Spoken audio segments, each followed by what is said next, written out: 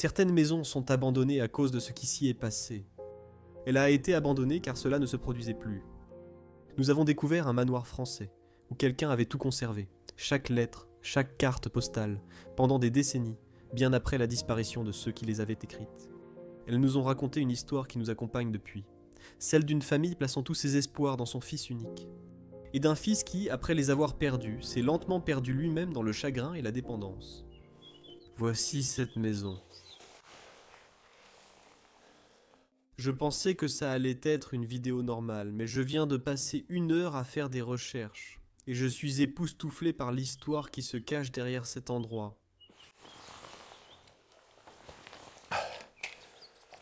Voici l'entrée de la maison.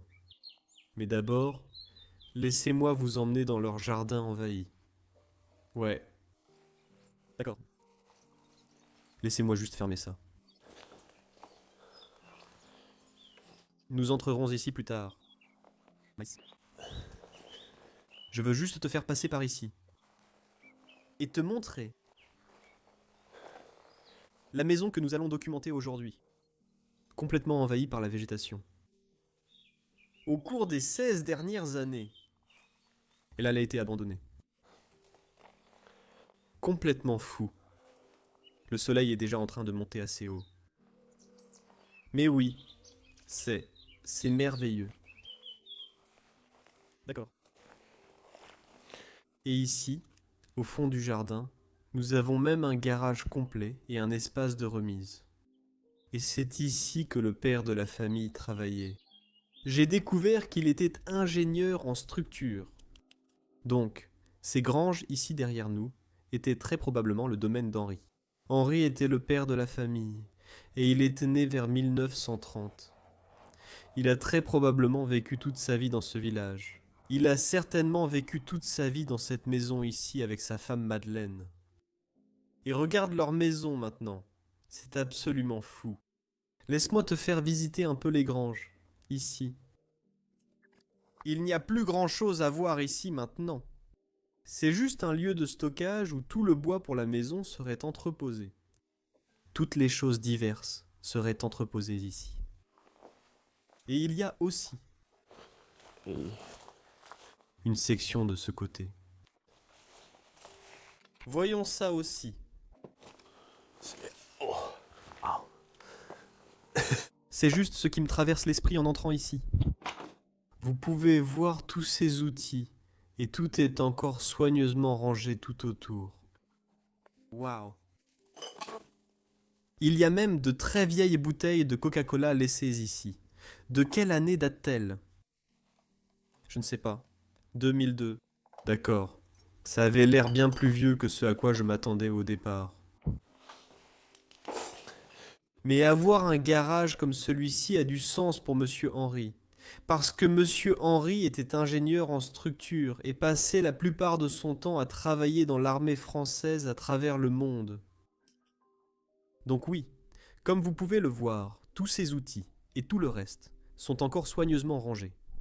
Ici, depuis son décès vers l'an 2000. Waouh! Qu'est-ce qu'on a ici au fond de la grange? Un petit coup d'œil. Les pierres pour la maison. Mais il n'y a pas grand-chose ici. Juste quelques outils de jardinage. J'adore absolument ces belles petites maisons françaises. Parfois, je les aime même plus que les manoirs qu'on explore tout le temps, les grands châteaux. Elles ont tout simplement un peu plus de charme que ces grandes demeures. Il faut rester prudent avec les voisins. Ils ignorent sûrement que des gens visitent cette maison abandonnée. D'accord. Je les entends toujours parler dans la rue. D'accord. Ouvrons le volet et entrons dans la maison de cette famille. Ça va être l'aventure d'une vie. D'accord.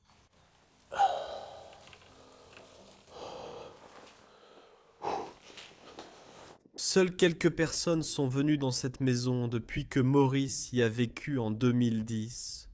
Dans les années 2010, Maurice était la dernière personne à vivre dans cette maison. Et après cela, tous les volets ont été fermés. Et elle n'a probablement pas été ouverte pendant une quinzaine d'années jusqu'à aujourd'hui. Je vais l'ouvrir.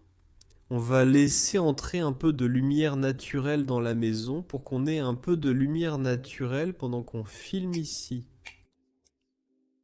Parce que c'est toujours très agréable. Et vous pouvez voir qu'on entre dans une maison de campagne française, très très typique. C'est une petite maison en adobe, mignonne, où cette famille a vécu toute sa vie. Henri et Madeleine se sont rencontrés alors qu'ils étaient encore adolescents et sont restés ensemble toute leur vie. Je regarde simplement les murs et vous remarquez probablement aussi tout ce travail incroyable de broderie ou de couture ici sur le mur. Et c'est le travail de Madeleine, la mère de la famille. Elle passait ses journées à s'occuper de Maurice, leur fils, mais aussi à faire toutes ces choses pour vraiment transformer cette maison en un foyer. J'ai vu celui-ci là-bas dans le coin, et je l'adore vraiment. Comme vous pouvez le voir, voici l'extérieur de la propriété qu'elle a brodé ici. Et nous en regardons quelques-uns juste pour vous donner une idée. Elle a même réalisé une carte entière de la France, comme vous pouvez le voir, avec même l'Espagne, la Méditerranée, la Belgique, le Luxembourg, tout y est. C'était une véritable artiste. Comme vous pouvez le voir, l'alphabet complet, Paris. C'est à Paris que Maurice étudiait le droit. Ils ont sans doute beaucoup visité Paris. Des fraises pour toujours. J'adore celle-là. Et ici, on dirait une petite représentation de la maison elle-même. Donc oui, on voit que Madeleine, la mère de la famille, était vraiment une mère attentionnée et voulait rendre cet endroit aussi beau que possible. Retour des myrtilles à la maison, encore avec la maison là-haut. Et ici, c'était un petit coin salon pour la famille. Un petit espace détente. On a encore un placard plein de verres ici. Et c'est assez intéressant. Voici toutes les couleurs et un vêtement pour faire ce genre de broderies qui sont accrochées au mur. Waouh! Donc elle a clairement fait tout son travail d'ici. Et j'avais aussi un tourne-disque, avec beaucoup de cassettes. Oui, beaucoup de cassettes. Et j'en ai besoin ici. Mais ça m'amène à l'album photo qui est posé ici sur le canapé.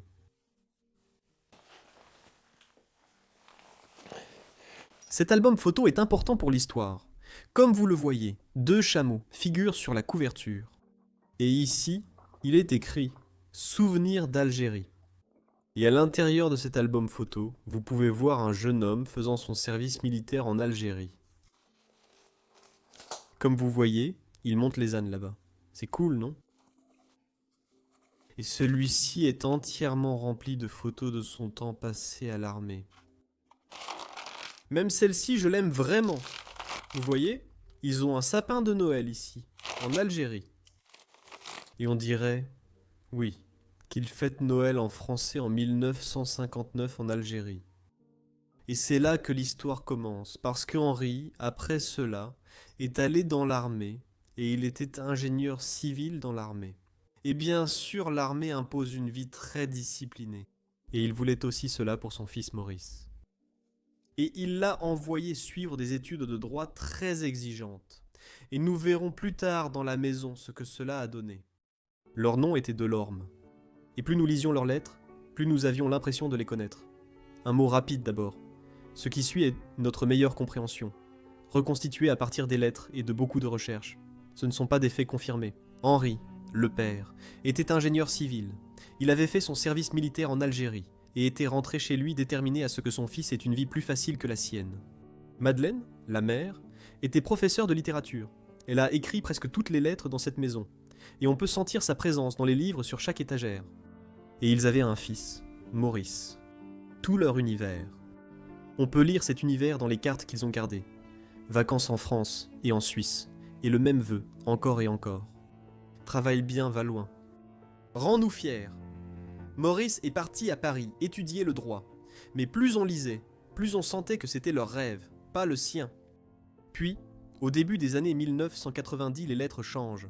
L'espoir laisse place à la maladie, au traitement, aux transfusions sanguines. Madeleine était en train de mourir, et en quelques années, elle est partie. Henri l'a suivie peu de temps après. Et c'est là que, petit à petit, nous avons reconstitué ce qu'il était advenu de Maurice. Avec la disparition de ses parents, toute la structure de sa vie s'est effondrée. Nous avons compris qu'il était tombé dans l'alcoolisme et avait laissé les années passer, mourant après seulement quelques décennies, alors qu'on avait autrefois tant attendu de lui. Pourquoi les Français faisaient-ils leur service militaire en Algérie ? Mais la France avait une colonie en Algérie jusqu'en 1954, et il y a aussi eu une guerre civile entre 1954 et 1962. Donc, ce que nous voyons ici, ce n'est pas seulement un service militaire, mais aussi de jeunes Français envoyés au front en Algérie pour se battre. Je veux dire, ça n'a pas l'air si grave dans cet album photo, mais il a probablement vu des choses là-bas en Algérie pendant son séjour. Et continuons à explorer la maison maintenant. Il y a aussi beaucoup de disques ici, beaucoup de magnétoscopes VHS, et je crois que cet appareil là-haut sert à regarder des photos non développées. Il y a un écran en haut, et la lumière traverserait la photo, et on pourrait la voir ici. Je regardais aussi cette télécommande ici. Regardez-moi ça. Non, c'est un vrai dinosaure. Et ça, c'est une boîte pour des jumelles, je crois.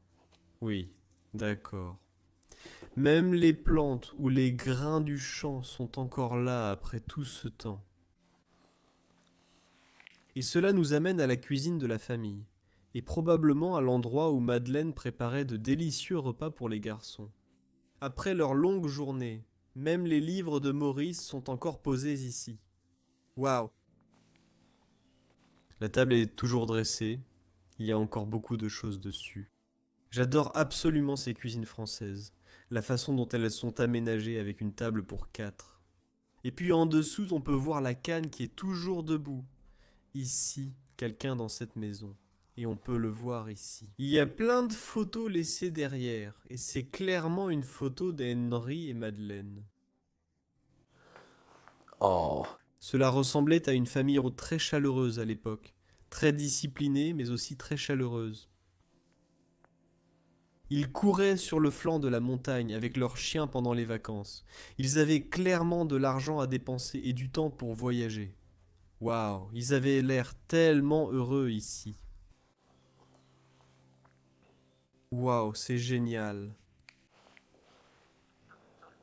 Et toute cette maison est encore remplie de tous les papiers des parents et de Maurice. C'est ainsi que j'ai reconstitué toute l'histoire de ces personnes. Ici, nous avons aussi une nature morte, je ne sais pas. Une bouteille d'alcool avec une orange, d'accord ? Voyons ce qu'il reste dans ces placards. Oui, ils sont encore tous remplis de verre. Oh, c'est assez ancien. Et puis nous avons une cheminée ici, avec un très joli pare-feu tapissé devant. Et elle est encore remplie de cendres, comme vous pouvez le voir. Waouh, toutes les assiettes là-haut. Et même les conserves sont encore là. Ici, nous avons des cerises ou des olives. Je pense, ça a l'air absolument dégoûtant. Je ne vais pas essayer ça aujourd'hui, ni en goûter une.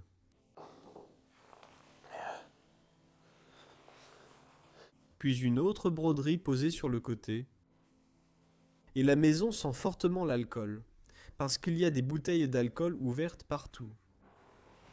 Ici, on voit une dernière date, et il est écrit 1998, et cette date est très importante parce que la maison n'est abandonnée que depuis 2010. Tous les ustensiles et équipements de cuisine sont encore ici, dans un petit coin pour préparer à manger. Waouh! Il y a même encore plus de bocaux et de bouteilles ici en bas. C'est incroyable, j'adore ce genre de cuisine. Mais regarde aussi ici dans le couloir. Parce qu'il s'est passé quelque chose dans cette maison et tu peux voir qu'il y a des chauves-souris posées ici sur le côté. Donc, nous n'étions pas tout à fait sûrs que des sans-abri dormaient ici. Mais nous sommes assez sûrs qu'il n'y a pas de sans-abri dans cette partie de la France, parce que c'est une si petite ville, loin des grandes villes, et c'est très peu probable. Les gars, regardez cette vieille maison incroyable qu'on a trouvée dans les bois. Regardez toute cette poussière. Soyons prudents. Ici, on a trouvé cette maison abandonnée au milieu de nulle part. Regardez, ça doit être l'ancien propriétaire de la maison. Qu'est-ce qu'il y a dans cette boîte en bois? Oh mon Dieu, mec, je n'arrive pas à y croire. Quoi? Il y a beaucoup d'argent ici. On ferait mieux de laisser ça ici. Hé, qu'est-ce que tu fais dans ma maison? Désolé, monsieur. On croyait que c'était abandonné, on explore souvent ce type de maison, et on a remarqué cette grosse somme d'argent ici. Oui, mon garçon, ce sont mes économies de toute une vie. Vous auriez gagné plus en investissant sur Mintos qu'en gardant l'argent ici. Non, merci, je ne veux pas investir car je ne veux pas prendre de risques. Avec Mintos, vous investissez dans des prêts, et vous obtenez un revenu passif sans être affecté par les fluctuations du marché boursier. Tout est simple et prévisible. Le rendement attendu est fixé à l'avance, et les paiements arrivent chaque jour comme un cycle de moteur régulier. Vous choisissez le rendement, le risque, la durée, tout est sous votre contrôle.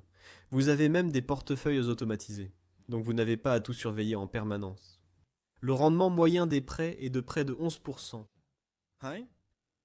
Ça a l'air plutôt bien. Mintos opère depuis 2014 avec plus de 600 000 utilisateurs et est réglementé dans l'UE sous MiFID. Et comme vous passez par notre chaîne, vous bénéficierez d'un bonus exclusif allant jusqu'à 350 € lorsque vous investissez 500 € ou plus. Ça a l'air fantastique, mon fils. Je veux en parler à ma famille. Comment peuvent-ils obtenir ce bonus et commencer à investir?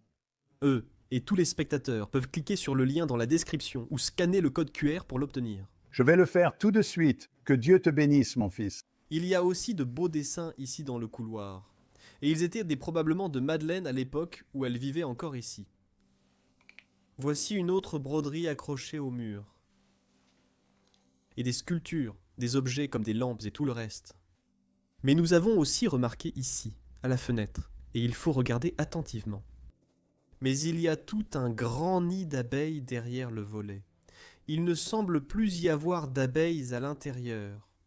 Mais c'est un nid d'abeilles complet qui a été laissé là. C'est incroyable. Bienvenue Marietta. Je ne sais pas qui est Marietta, mais peut-être une chose qu'elle a faite pour une amie ou quelque chose de similaire. D'accord. Ce n'est pas quelque chose de joli au-dessus de la porte, mais ça nous amène dans l'une des pièces les plus cool de tout cet endroit. Leur salon. Un salon très, très confortable. Je regarde déjà le plafond avec ses poutres apparentes. Un magnifique lustre en cristal suspendu en dessous. On dirait un miroir baroque italien accroché au mur. Ils avaient vraiment beaucoup de style, les gens qui vivaient ici. Il y a des canapés en dessous. Même de ce côté, il y a même des plantes et tout. Toujours là. C'est fou. Encore une broderie en dessous. Je vais faire le tour de la pièce dans le sens inverse des aiguilles d'une montre. Regardez ici, sur la table. Nous avons les cigares de Monsieur Henry ou Maurice. Si j'arrive à faire la mise au point, si nous avons les cigares de Monsieur Henry ou Maurice, ils sont toujours là depuis l'époque. Les plantes et le reste sont toujours là. Et regardez ici. Il y a une énorme quantité d'appareils photo toujours posés sur la table, et ce sont tous des appareils photo anciens. Et ils ont littéralement pris des photos de tout. C'était probablement l'un de leurs passe-temps. Parce que Henri, il était bien sûr ingénieur en génie civil, et sa femme, elle était institutrice à l'école primaire. Donc, ils n'en faisaient clairement pas tous les deux leur métier. Ils n'étaient pas photographes, mais comme vous le voyez, ils ont encore de très chouettes appareils photo, dont un vieux Canon. Et ils fonctionnaient tous avec des pellicules. Waouh! J'adorerais en essayer un. Celui-ci est aussi merveilleux. Ce sont des pièces vraiment uniques. À avoir été laissés ici, regarde celui-ci, on dirait presque un sténopé. Waouh! C'est incroyable! tout le placard. Il y a des cassettes là-bas ou des cartes pour jouer. C'est le tiroir avec tous les jeux auxquels ils jouaient en famille ensemble. Et puis nous avons la cheminée ici avec les 2 chaises à côté.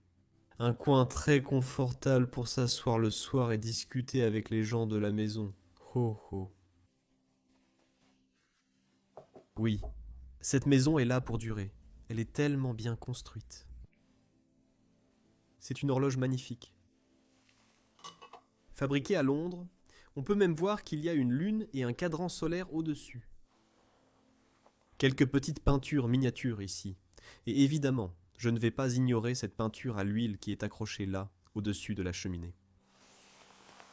Un cadre magnifique autour de celle-ci. Waouh, waouh, waouh, waouh, waouh, waouh.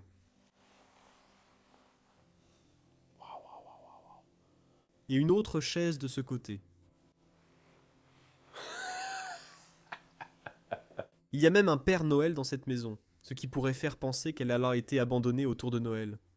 Je dis ça souvent, mais je pense que ce n'est clairement pas le cas pour cette maison. Il y a quelques statues dans les vitrines qui ont été laissées sur place. Des statues partout. De la porcelaine partout. Quelqu'un dans cette maison était obsédé par ça. Il y a une chope de bière. Waouh. Waouh. Et il y a aussi quelques œuvres d'art africaines ici. Ces personnes étaient de grands voyageurs, comme nous l'avons déjà vu sur leurs photos, et ils ont parcouru le monde entier, et ils ont offert à Maurice une belle vie. Ils lui ont donné toutes les chances dont il avait besoin pour réussir dans la vie. Sur cette photo, il s'agit même de l'épouse de Maurice que nous allons voir plus tard. Revenons à cette maison. Ici, nous avons une autre nature morte, avec un beau pot de fleurs, et encore quelques dessins sur le mur. Mais ensuite, juste au-dessus, il y a un autre album photo, et cet album photo en montre un peu plus. Et je voulais juste voir, ouais. De leur vie aisée, ils ont beaucoup voyagé. Ils sont allés à Paris. Comme vous pouvez le voir, l'endroit où Maurice a étudié, ils ont pris tellement de belles photos. Et ils les ont toutes mises dans cet album photo ici, c'est génial. Bien que Maurice ait reçu une éducation très stricte et disciplinée, comme vu dans les lettres précédentes, il a réussi d'une certaine manière dans la vie. Mais plus tard, il est tombé dans le chagrin et l'addiction après le décès de ses parents. Donc, vers l'an 2000, ses parents sont décédés. D'abord, sa mère est tombée malade, et elle est morte à l'hôpital en 1997.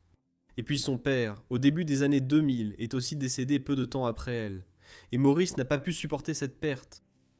Donc, nous avons vu beaucoup de lettres dans toute la maison envoyées à Maurice, lui demandant spécifiquement s'il allait bien, car il avait été admis en clinique pour alcoolisme à plusieurs reprises. Et c'est probablement aussi pour ça que ces matelas traînent ici. Il a un peu mis le bazar dans cette maison. Et à ce stade, dans les années 2010, quand il a quitté cette maison, on ne sait pas s'il était encore en vie, s'il avait été placé dans une sorte de clinique ou quelque chose comme ça, ou s'il était décédé. Nous n'en sommes pas sûrs. Mais son cas était très grave. Il y avait des centaines de lettres qui lui étaient adressées pour demander s'il allait bien. Donc son père le poussait à beaucoup étudier, à être discipliné et à entrer dans l'armée. Cela lui a probablement coûté plus tard dans sa vie, le faisant tomber dans ce gouffre et l'empêchant de faire face à la perte de ses parents, et le faisant sombrer dans ce chagrin. Il était enfant unique, et il s'est retrouvé seul dans cet endroit après le décès de ses 2 parents.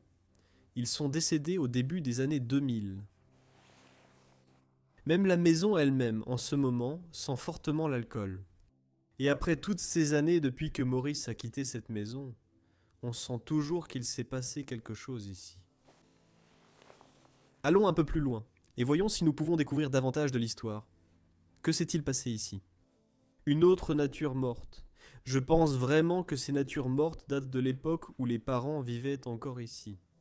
Un miroir immense, vraiment immense, se trouve là. Beaucoup plus de livres et d'autres choses, ici en bas. Waouh. C'est génial. Un visage avec tous ses cadeaux. Il y a beaucoup de cadeaux de Noël ou d'objets de Noël dans cette maison que je n'avais pas encore remarqués.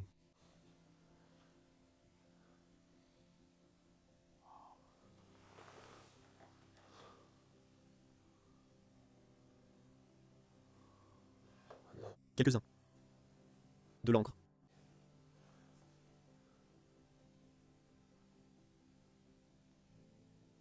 Ici, il nous reste un peu d'encre. Encre noire.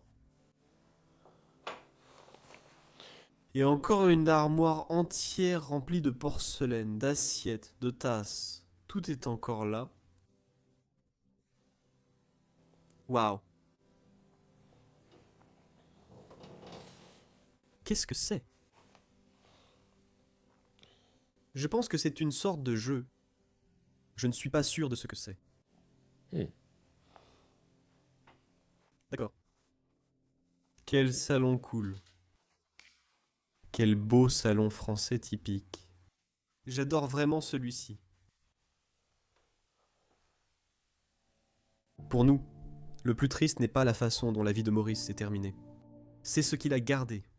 Durant toutes ces années de solitude, alors que la maison tombait en ruine, il a gardé précieusement leurs lettres. Chacune d'entre elles. La peinture s'écaillait, les pièces s'effondraient, mais il refusait de laisser dépérir le souvenir de ses parents. On dirait que ces cartes étaient tout ce qui lui restait de ceux qui croyaient en lui. Quelque part, à la fin des années 2000, ça se termine. Impossible d'affirmer avec certitude s'il est mort ici seul ou s'il a été pris en charge sans jamais revenir. Mais personne n'est venu réclamer la maison. Au début des années 2000, elle a simplement été abandonnée, figée exactement comme il y vivait. Cette maison, autrefois pleine d'ambition, a lentement été envahie par le silence. D'accord, regardons maintenant l'étage de la maison. Peut-être qu'ici, depuis l'escalier, je peux te montrer un peu mieux ces dessins que tu as faits. Ils sont absolument magnifiques. Elles représentent probablement même des plantes du jardin. Waouh. D'accord. Toute la maison est faite en bois, comme vous pouvez le voir. Chaque mur est magnifiquement recouvert de bois. Et il y a aussi toutes ces poutres qui traversent ici. Mais ici, à l'étage, on peut voir encore que vers la fin de la vie de cette maison, beaucoup de choses ont bougé. Et c'est devenu assez désordonné. Je pense que des photographes désireux de découvrir cet endroit sont venus ici et ont nettoyé certaines pièces. Voici une autre assiette ramenée d'un voyage avec des chameaux dessus. Ouais. Et aussi, cette salle de bain complètement saccagée. Probablement à l'époque où Maurice n'allait plus très bien et devait vivre dans cette maison tout seul, sans ses parents, ni sa petite amie. Je ne sais pas ce qu'est devenu sa petite amie sur les anciennes photos. D'accord. Oh. Oui. C'est une partie de la maison que je voulais vraiment te montrer. C'est l'un des plus beaux bureaux que j'ai vu dans un endroit abandonné. Regarde-le simplement. Regarde les incroyables sculptures qui se trouvent sur ce bureau. Tu peux littéralement passer ton doigt à travers ici. Ça montre à quel point ce motif a été profondément sculpté dans le bois de ce pilier. On dirait qu'il y a des dragons dessus. Ça ressemble à une pièce asiatique ancienne. Très probablement chinois ou quelque chose comme ça. Waouh. C'est tellement beau.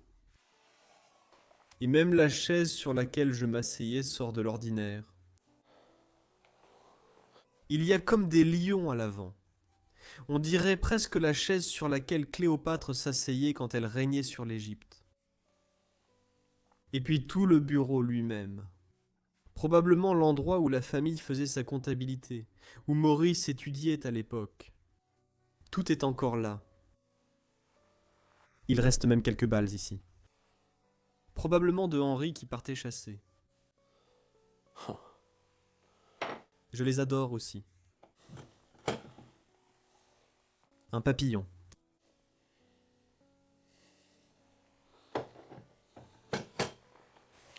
Et puis un magnétophone à bobines à côté. Et au-dessus, tous ces bibelots rapportés de leurs voyages autour du monde. Des crayons, etc. Petite discussion. Absolument incroyable. Voici un autre des papillons. Des papillons naturalisés accrochés au mur. D'accord. Ouais. Je n'arrive tout simplement pas à arrêter de regarder l'ensemble bureau-chaise qu'on a ici devant nous. Et la maison autour est aussi tellement belle.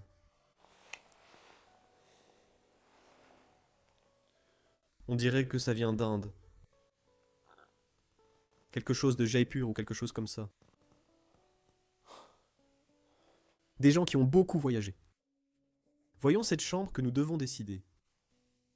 Oui, ces chambres sont aussi très mignonnes. Entièrement faites en bois encore une fois. Oh. Qu'est-ce que c'est là, posé sur le lit? Je crois que c'est un livre illustré de la Seconde Guerre mondiale. Non. C'est un livre qui parle de la guerre. Et probablement que les gens dans cette maison, surtout Henri, étaient eux-mêmes très fascinés par la guerre. Encore quelques éléments sur les côtés. Une lampe d'appoint ici aussi, avec cette belle peinture en porcelaine dessus. Voyons s'il reste quelque chose dans le placard. Ouais. Regarde ça. Les vêtements ici sont magnifiques. Waouh. Ça ressemble presque à un kimono japonais ou à une de ces tenues traditionnelles chinoises. Waouh, c'est magnifique. Ils ont beaucoup voyagé. On pourrait penser que des gens qui vivent dans une si petite ville, loin de tout, n'auraient pas beaucoup d'argent. Mais ces gens étaient différents. Ils travaillaient dur et ils voulaient toujours se dépasser, je pense. Waouh. L'interne. Lustre. Où ce lustre est incroyable. Waouh. C'est une belle pièce. Je dois regarder ça de plus près. Les fleurs là-dedans. La façon dont c'est fait. Un chef-d'œuvre absolu. Et ensuite, nous entrons dans la deuxième chambre de cette maison. Donc nous avions probablement la chambre des parents, et ensuite nous avions la chambre de Maurice, la chambre du fils. Il y a même une tapisserie de Templiers accrochée ici au mur. Je suis presque sûr que celle-ci n'est pas authentique. Mais si c'était le cas, elle ne devrait pas être dans cette maison. Tout ici crie déjà. Son modèle moderniste et son influence aussi. Toutes les broderies. Regarde celle-ci. C'est une scène alpine. Probablement de France, de Suisse, d'Autriche ou quelque chose comme ça. Waouh. Une chambre très cool. J'adorerais posséder une maison comme celle-ci en France. C'est clairement un rêve que j'aimerais réaliser un jour.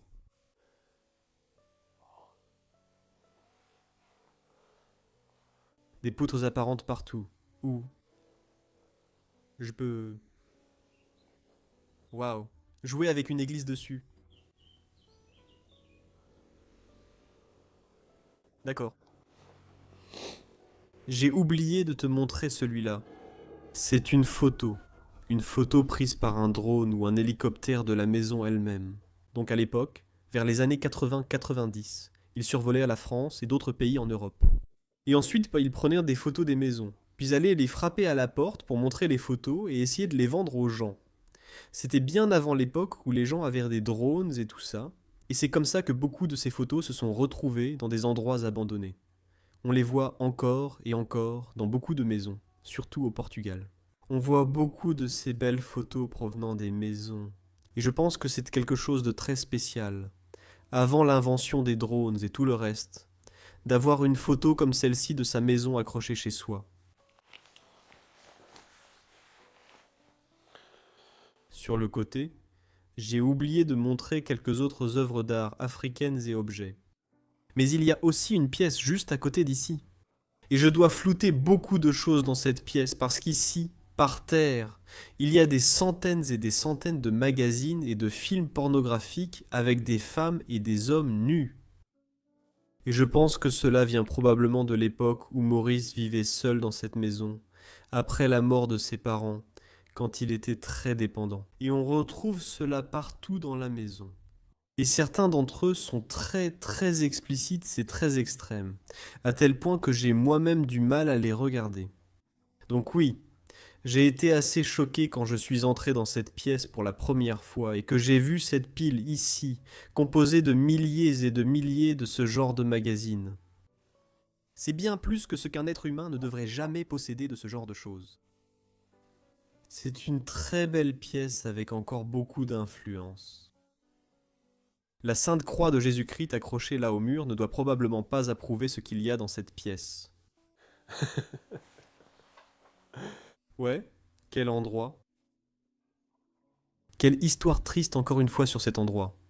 J'espère que Maurice va bien. J'espère qu'il est en cure de désintoxication, mais je n'en suis pas sûr. Nous n'avons plus rien trouvé sur lui. C'est pourquoi cette maison est abandonnée depuis 15 ans. Et c'est une maison incroyable. Et j'espère qu'un jour elle sera sauvée. Je veux vous remercier énormément d'avoir regardé cette vidéo. Et j'ai vérifié le nombre de personnes abonnées à cette chaîne.